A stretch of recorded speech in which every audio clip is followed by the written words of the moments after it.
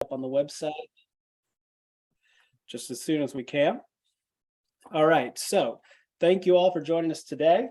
Again, we're here to discuss the MTI Prime Fund Pandemic Relief for an Innovative Maine Economy. This current round of funding, the Innovation Ecosystem Support Round. Just a couple of slides for some quick, brief background on how this funding opportunity came to us. So the American Rescue Plan Act was passed at the federal level last March of 2021, 2 Marches ago now. This was a bill with funding to address the COVID pandemic. In addition to all the health measures, there was a large amount of discretionary funding for states to be able to use as they saw most effective to do. So subsequently, Maine's state legislature in July of last year approved a spending plan based largely off of the governor's Maine Jobs and Recovery Plan.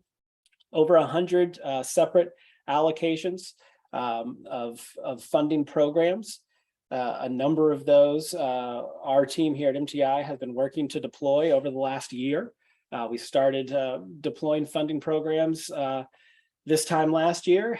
We've worked through support for agriculture, forestry, seafood industries, as well as a general round of prime funding, which I'll speak a bit to on the next slide. And also just want to call out here this website, www.maine.gov/jobs plan.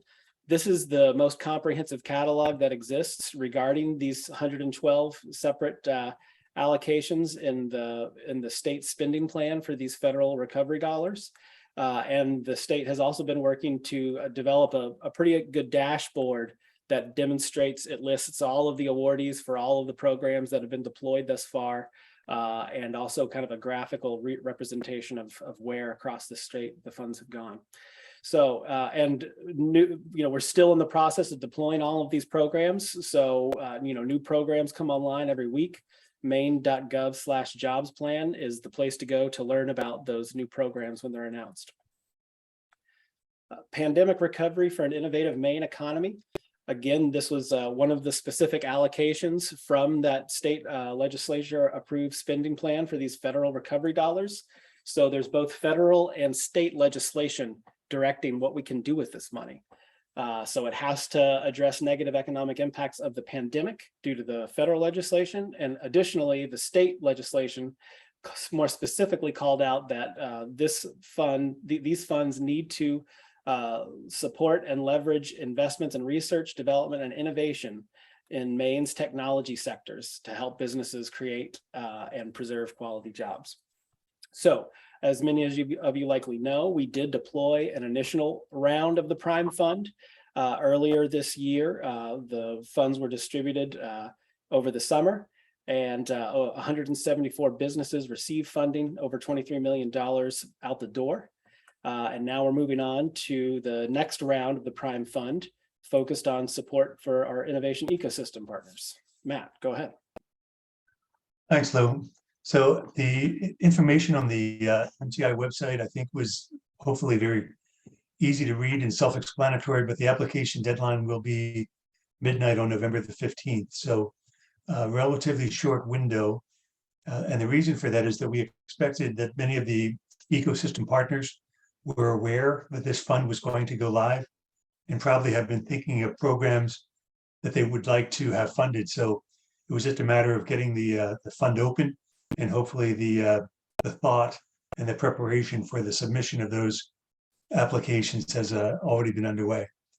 If everything goes according to plan, and usually it does, but sometimes it doesn't, we expect that we will have an announcement before the end of this year, and that the $5 million that's allocated for this round will be immediately deployed after the awards are announced. So late this year, early next year is what our expectation.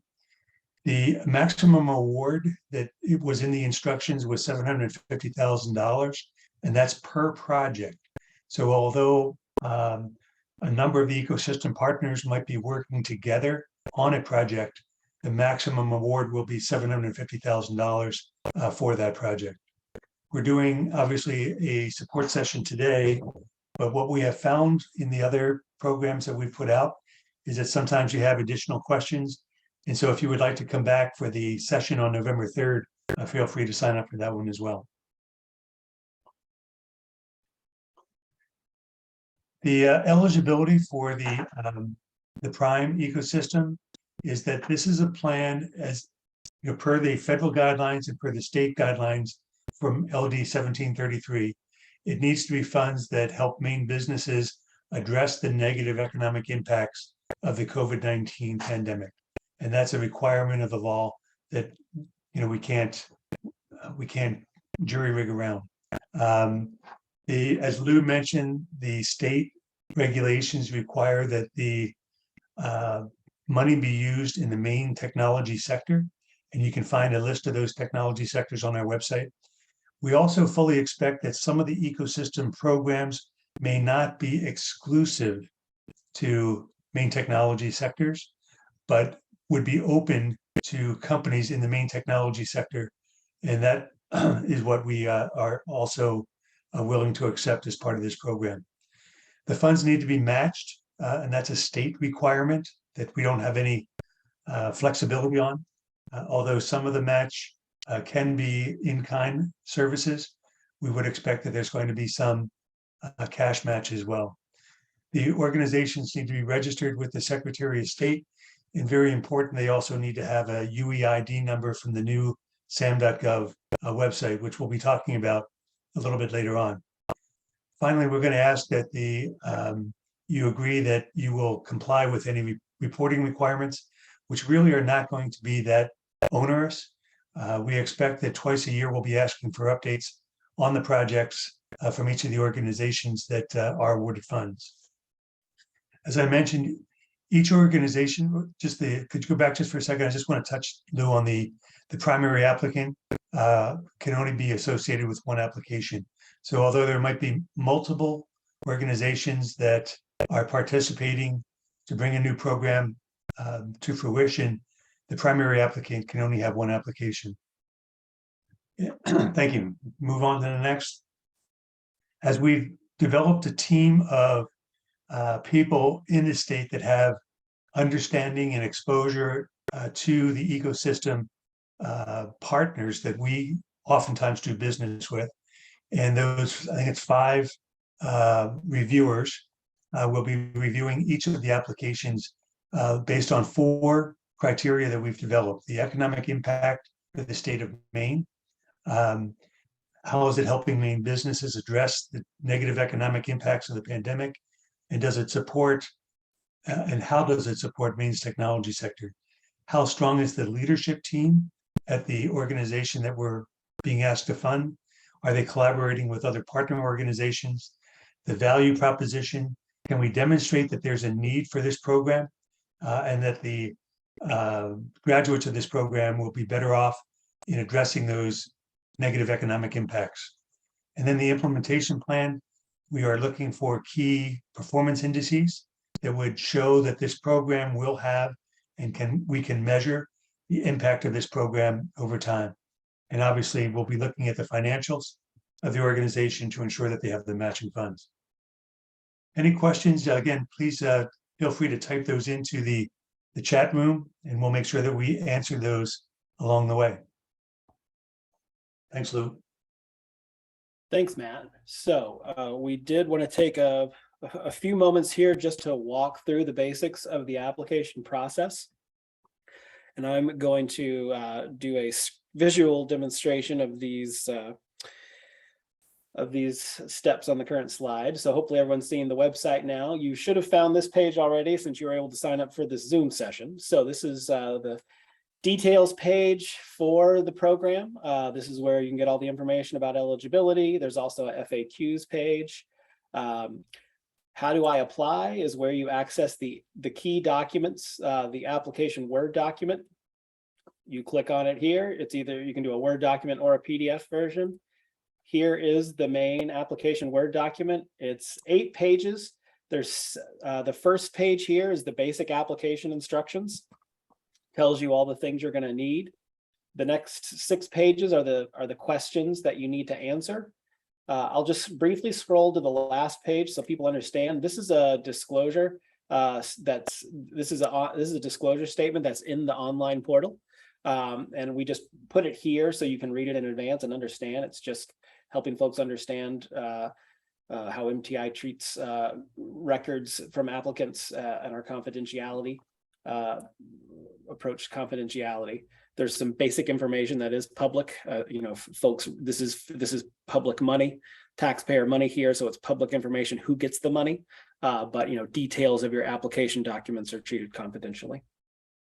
Back to the top here. So, 3 basic steps. First step is, this is the main application document. You can save a copy of this on your computer. You got to answer all the questions on all the following pages. In addition to this document, you're going to need the following items identified here in the check boxes here. We need some basic financial information. We need a W-9 form from you, and income statements for the last 3 years, including this year, presuming that your organization has been in existence for that long. If you're a newer organization and you don't have financial statements for 2020, that's acceptable. As Matt noted, you're going to need a UEID, and if a lot of people, their registration is in progress at the time they submit their online application, that's okay. And then lastly, you're going to need this agreement that we have everyone sign. And I'm just going to point this out quickly because a lot of people have been confused about this. Back on the main information page on our website, this checklist is also here, and you'll see the link to this signed and dated agreement. So this is another 3-page document that you have to review, sign and scan to upload with your other application documents. Just some basic information about the application process. Generally, it's you saying that you are who you say you are, and everything that you're putting in the application is accurate as best to your ability. So back to the application Word document for a moment. You complete this Word document and all the questions on the next 6 pages. You compile electronic files of all the items in the check boxes here. Lastly, at this point, once you've got all these items, then that's when you need to worry about the online application portal. The way you access our online application portal is through this link right here. It's not from our website. It's only accessed through this link. You can either cut and paste this link, or you can click directly on it. It takes you to a login page, and I'm already logged in. But the login page, you have to use if you don't already have an account from prior MTI programs, you click on the new applicant option to set up a username and password. Your email address is your username. Be sure to use an active email address, because that email address is the contact information we're going to use to connect with you regarding the application decisions. So make sure to use a active email address for that. Once you're logged in, this is the page you're going to see. The main application page. There's a few tabs up top here that you have to navigate through. This application tab is the primary tab in the online application. There's a number of fields. They're basic information fields, contact information, information about your business, some basic demographic information, some really high level information about what you're proposing for the application. And then once you've got all these finished, you can click on the Upload Documents tab. This is where you go to actually upload your documents. You choose a file, you select the file from your desktop, then you click the Upload button. You have to do that for each of these items with the red noting a required field. So all of the items on the checklist, there's a separate section to upload each of those. And those are the primary pieces of information you have to upload into the online portal. Once you've got your documents uploaded and your application fields completed, there's a brief, the same statement that's on the last page of the application Word document is here in the online portal. You type your name into electronically signed, and then you can click Submit Now. When you click Submit Now, it'll tell you if there's any required fields you haven't completed. And then once you complete all those fields, you can, at that time, the submit option will appear and you can submit. So, Hey, Lou, yeah. There's been a couple of questions into the chat room. Dave Dickerson asked if there will be MTI experts available to answer questions about the matching funds prior to the submission date. Yeah, And, yes, there is a email address specific to the questions for this program. And there's that's on one of the next slides, but it's arpaggrants@maintechnology.org. So emailing your questions is the best way to get a quick answer. And we've got a team replying to that email address. So generally that's the best way to go. And if you need further information, we can certainly set up a time to discuss on a phone chat if needed. and Dave, most of the time we've been able to respond to questions within a day. So you should get a fairly quick response on any questions that you put in. Lou, also Marty Gorman had what is meant by graduating from the program. Does it mean that it has to be set up like a formal class? I'm not sure if I understand that question. If I said graduating from the program, I might have misspoke. Marty, I might have misheard, Lou. Okay, thanks. Oh, no, where did you hear that though, Marty? At one point, I think upon completion of the program or graduated from the program or something, I heard some comment like that, but it was probably me. Oh, okay, sorry about that. Well, if anybody else heard that as well, feel free to chime in. So those are the basics of the application process. Again, you really don't need to worry about the online application portal until the very end. Once you've completed, addressing all the questions in the application Word document, so you can use that Word document. You can just save as, and you can type all your responses into, right below each question that's asked.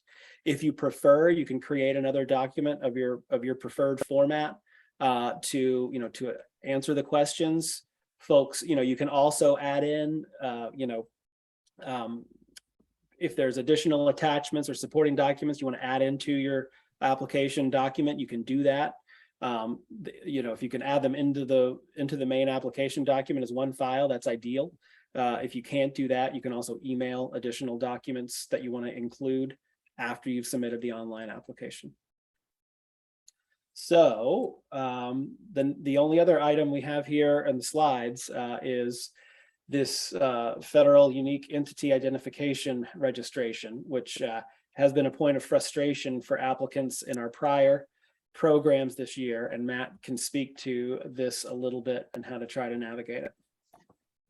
So on all prior federal grant programs, the main identifier used to be a DUNS number.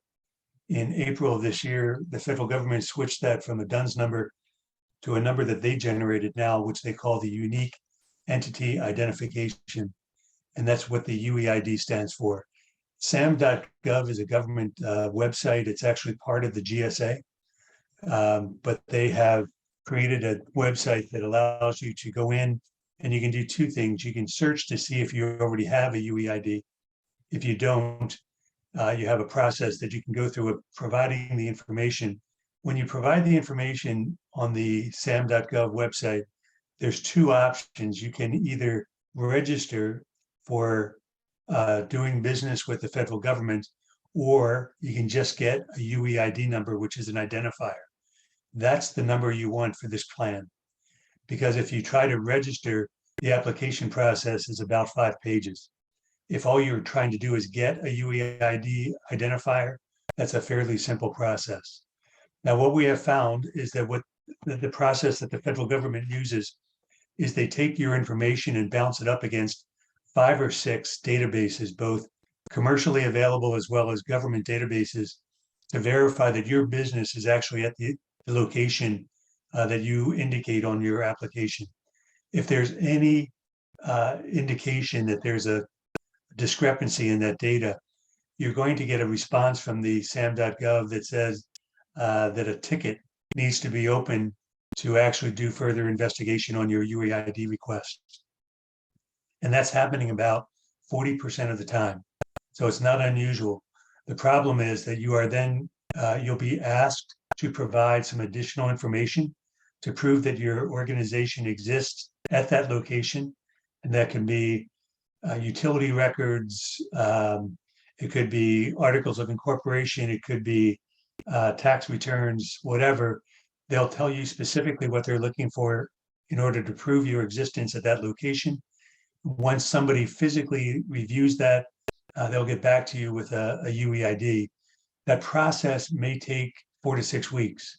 And that's what we've been seeing with the other programs that we've done. So don't panic if you are in that category and you are waiting for a UEID. In the area, in the field that we have on the Prime application that asks for your UEID, all you need to do is put in progress. So we can process the application with in progress, but be aware of the fact that we are not able to award any dollars, actually send the money out until the UEID is present, or you have one in a valid UEID. So there's a lot of help screens. There's a lot of information on both the government site and some YouTube videos that we've collected on the site as well. So if you have problems or questions on the UEID, you may want to visit that part of our site and go through those. Thanks, Matt. And I'm sharing that right here. We have partnered with Brian Wallace with Maine PTAC, their Eastern Maine Development Corporation. Brian has been able to provide some one-on-one technical support to a number of folks who are stuck in the mire of the UEID registration process. At the very least, he can help you understand why it's taking so long. But as Matt said, it's okay if you're in the process of registering when you submit the application for MTI funding. And again, just to clarify, the sam.gov site, completely separate from MTI and our online application portal. It's a separate system run by the federal government, but you do need a UEID number to actually receive these federal funds. We can go through the application review process while you're still in progress, but we can't send you a check for money unless you have the UEID. And the reason that is that we are supplying reports back to the federal government on a quarterly basis of who received funds. And that report has to be done based on the UEID number of each of the applicants. So we're not able to award money without that UEID. Great. So as the earlier question, the email address for any questions about the program, ARPA grants at mainetechnology.org. And that's also the email address to use if you get through the online application and you realize that you had a couple additional files, whether it was a slide deck or some sort of letter of support or something that you didn't include in your application file that you uploaded into the online portal, you can email additional documents to us to be considered, as long as that's done before the application deadline, which again is Tuesday, the 15th of November. So you've got until 11:59 on November the 15th to submit your application through the online portal. And again, we have another Zoom session scheduled for Thursday, November the 3rd. To provide some additional support, and through this email address, we're here to help with questions in the meantime. So anybody who has questions at this time, please type them into chat and/or feel free to unmute yourself and chime in. We have a question in here from Jenny Kordick. We are in the investigation phase for our UEID. Great that we can put in progress. Yes, thank you. You're welcome. All right, very good. So that one was easy enough to answer. So yeah, just reiterating there. It's okay if you're in the process with the UEID, you can still submit your application. If anybody has any questions, again, feel free to put them in the chat box or unmute yourself and chime in. Matt and I will stay on the line here for at least a few minutes. If this is the end of the session, but so folks are free to go. We'll record. We've got this recording. We'll put this up on the website so folks can access it once we're done. And again, we'll hang on for a few more minutes if anybody wants to stay on to ask a question. Hey, Lou, I'll pipe up. I know you've administered a number of these ARPA programs. What are some common mistakes you've seen people make? Well, let's see. The UEID thing is probably the biggest thing. I think another thing, we've had some people, particularly with the Prime Fund, across all of them, folks are just wanting to understand whether or not what they're proposing to do, is eligible. So as Matt noted in the slides, and I'll go back to the eligibility slide. these are the things, there's both federal and state legislation driving what we're allowed to fund with this money. So, anybody who's proposing to use this money has to be able to demonstrate that they're helping Maine businesses address negative economic impacts of the pandemic. And they have to demonstrate that there's a connection to Maine's targeted technology sectors, of which there are 7, which I'll rattle off for the sake of it here. They are aquaculture and marine technologies, biotechnologies, composite materials, environmental technologies, forestry and agriculture technologies, information technologies, and precision manufacturing technologies. And those 7 sectors, there's a link to them here, and there's links to them on our website as well if you want to try to learn more. As Matt said, you don't have to be exclusively working with companies in these 7 sectors, which are relatively broad. Particularly, information technology is basically anything involving software. To a certain extent, at least you can try to make a case for it. And then precision manufacturing, obviously there's a lot of manufacturers manufacturing different types of products out there that we can try to include. We want to try to be as inclusive as possible with these funds, but again, at the end of the day, we do have to stay within the letter of the law. So, with the Prime Fund round 1, there was, a number of companies we had to say no to. In most cases, that was because we just couldn't draw a connection to the technology sectors or one of the other eligibility criteria. So that's probably the biggest thing, I think. One of the other things, Marty, might be that in terms of the eligibility, we don't expect that there may be some programs that are exclusive to one of our 7 sectors, which is great. But if your exclusivity, for instance, if your program is to help small retail establishments counter the effects of the pandemic, retail establishments are just not in the 7 sectors. And if you're exclusive just to that class of trade, that would be a problem in terms of approval and eligibility into this program. Got it. Yeah, thanks for that example. That's helpful. Yeah, that's a great question, Marty. Thank you. And I think you probably said this at the beginning, and so I apologize, but this round is for 501c3s only. Is that right or not? Well, it's geared towards 501c3s, but it's not exclusive to 501c3s. I think we're certainly open to, if there's innovative models that are able to, again, it's really mostly about the impact, what's being done with the money. Are we helping Maine businesses address negative impacts of the pandemic? And do we have a connection to supporting innovation in the technology sectors? I think, again, this particular round, it's $5 million. That we've definitely geared this round towards the nonprofits that are providing support to the entrepreneurs, and so that's the thinking here with this round. But yeah, like I said, it's not exclusive to 501c3s. But I think the way the evaluation criteria is set up, we'll probably we'll probably see mostly 501c3s awarded funding, most likely. Matt, were you going to add something more? I was just going to say, if it's a for-profit, the for-profit has a business model that is supporting entrepreneurs who are trying to learn and grow businesses in Maine. It's not like the original Prime program, which was direct funding for a for-profit business that is in manufacturing or something like that. Excellent. Another great question, Marty. Thank you. No, thank you. That's helpful. Yeah. Great. All right. Well, again, folks are welcome to hang on the line. We'll stay on for a few more minutes. Encourage any other questions. Thank you again for taking the time to join us. And we will be here again a week from Thursday on the 3rd of November at 2 o'clock. And again, in the meantime, available by email with any further questions. Hi, Nick Planton here. Just a quick question. I know that MTI has been running a number of programs in the space, the Prime Fund, the forestry, seafood processing, now the ecosystem. Is there information available on what kind of future or additional programs will be coming down the line? For example, if this one's geared more towards nonprofits, but then additional programs for for-profits are coming, it might be helpful for people to know that.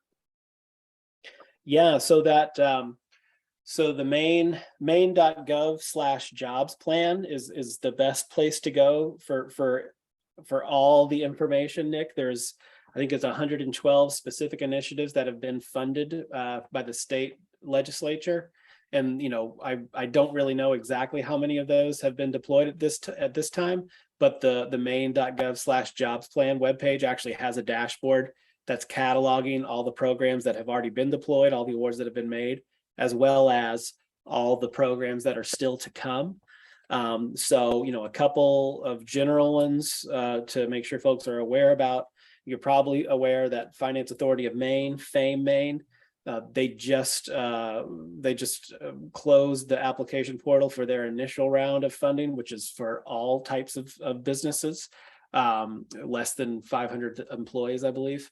And that funding, the first round they just finished up, we are under the impression there's going to be another round of that money for general support for small businesses that they're going to deploy early next year. MTI does also have some funds remaining for this prime fund approved initiative from the state spending plan. So that was $39 million was the total amount approved by the state legislature. We already awarded and deployed 23 million, and we're planning to put about 5 million out with this funding. So that leaves about 10 million left to deploy in 2023.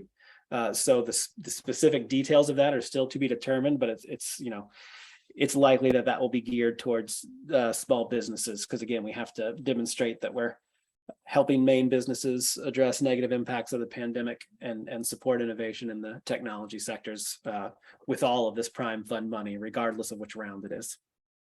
Matt, anything you'd add to that? No, that's all that we've got, but the last time I checked, about half of the money has been earmarked and on its way out the door. So there will be more money coming. And as Lou said, that's the best dashboard and source of data for the status of that ARPA money. Lou, there was a question from one of the participants about that they're a for-profit cooperative and they are working with their members to address the negative impact of the pandemic. Would they be eligible to submit an application? Yeah, so they would presumably they're eligible to apply. So it's not a disqualifier if you're not if you're not a 501c3. So for-profits are eligible to consider an application. I think that's actually a good point to bring up here with this round of prime funding. And similar with the last round as well. This is the state legislature also required this to be a competitive process, which means, generally speaking, this means that we have to score them all, and there's most likely going to be more requests made than there are funds available. So not all applicants are going to be awarded funds. So there's two separate questions in there. Is it eligible? And is it going to be the most competitive application that gets selected for funding? So, while I just can't guarantee to anyone that you'll be competitive enough to be approved funding. What you're generally proposing there seems like it would be eligible to be considered for funding. Anything you'd add to that, Matt? No, that's great. We have consistently been oversubscribed on every fund that we've put out. Right. The recent forestry program that closed on Tuesday had $10 million, and I think we received applications for almost 70 million. And we certainly encourage, we obviously want to encourage as many competitive proposals as possible. And we're going to try to make the funding go as far as we can. While we've generally allocated 5 million for this, if, it's possible we may be able to, make awards slightly more than that amount if there's a number of compelling proposals. Another thing to consider as well is that, while $750,000 is what we currently expect will be the maximum award size, it's possible that it might end up being less than that. If we can, we want to try to fund as many as possible. So it's possible the largest individual award size might be a bit smaller to enable us to make more awards for more compelling proposals. So those are all things that are, variables that will depend upon the applications that we get and how they're all scored. And again, we're trying to get the award decisions made by the end of the year as well, so folks can start deploying the programs next year.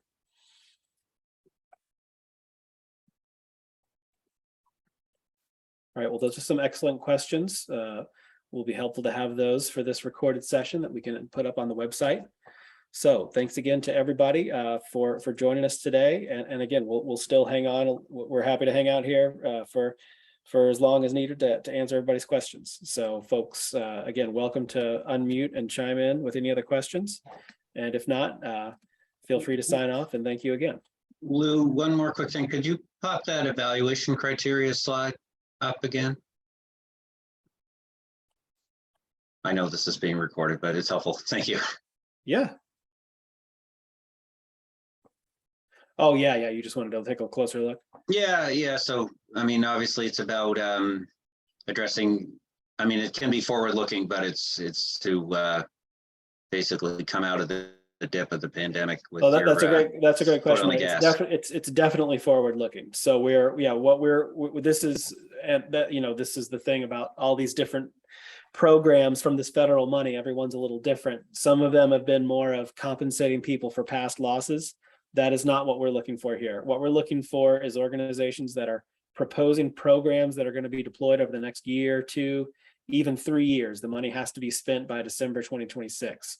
But this is a program that you haven't already done that you're going to deploy to support businesses in helping them address negative impacts of the pandemic, and whatever those may be. I mean, there's obviously a lot of challenges, increased labor costs due to shortages of workers, increased, materials costs due to supply chain challenges, technical support to help access other, sources of capital. So, there's a lot of potential, there's a lot of different things that somebody could try to propose, and we've tried to make it as open-ended as possible while still being clear in what we're requesting on the application Word document. But yeah, no, that's a great distinction. good. Thank you. Yeah, that's helpful. So not something you're doing already. Correct. Yeah, I mean, if it's something you've just started and it's some sort of continuation or extension of what you're doing, possibly. But the way the evaluation rubric is developed, it's definitely, we're looking to fund, new projects and programs that are going to really specifically address, negative impacts of the pandemic and support innovation in the technology sectors. Got it. Thank you. Yep.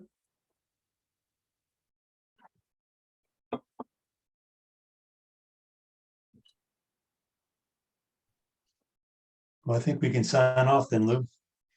Yeah. I'll definitely, if there's anybody else, we've still got a few people on here. So again, I'm happy to keep answering questions as they come up. If anybody can think of any more, feel free. But yeah, folks can go ahead and sign off unless they have another question to ask at this point.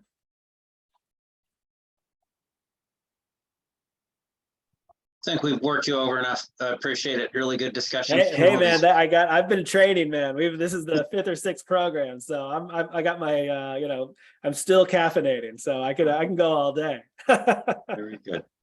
I think I haven't hit stop recording yet, so we got that captured for posterity.